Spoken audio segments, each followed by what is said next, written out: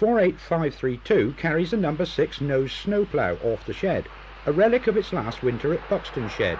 Now it was allocated to Bolton.